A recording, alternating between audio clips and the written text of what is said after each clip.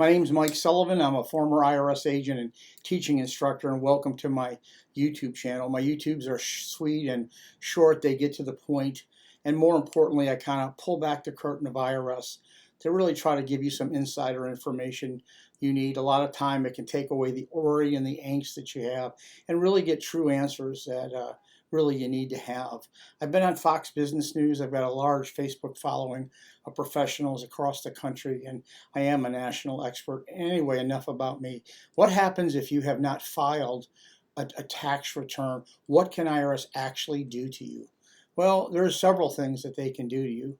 First of all, you can go to jail for that if the case is large enough, and if they want to work the case, and I think that if they think there's elements of fraud and criminal. But most of the time they don't do that. They do in certain cases. A lot of times if there's elements of like a lot of criminal activity, but most of the time you may get the knock on the door. Someone like me may have come out and asked, I want to see your financial records for the last 6 years. I want to see your bank accounts, your credit card purchases, and they can go ahead and just reconstruct your tax return. The other thing they can do is they'll file your tax returns for you.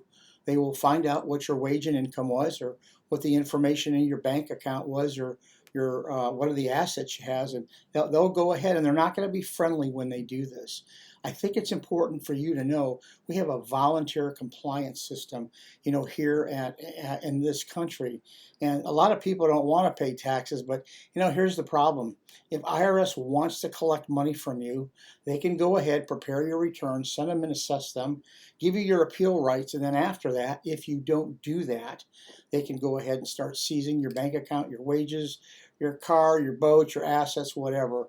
But at some point in time, you are going to have to act. I actually know 2 or 3 people that have never filed, and they're in their 70s, and they got away with it. I know a couple people, too, that have gone to jail.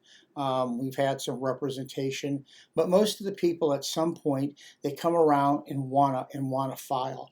So if you have not filed in a long time and you want to know what IRS is going to do or can do, one day, I will tell you this, you will get a knock on the door. And in the last 3 years, you have to know the reason for this. IRS's algorithms have picked up a lot more activity on Social Security numbers from third-party vendors and other sources. They really didn't have that capability. Who do they have a tougher time picking up, the wage earner or the self-employed person? The self-employed person is definitely tough to pick up because they've covered their tracks. But to be honest with you, a lot of people may turn you in. You don't have the right vendor number.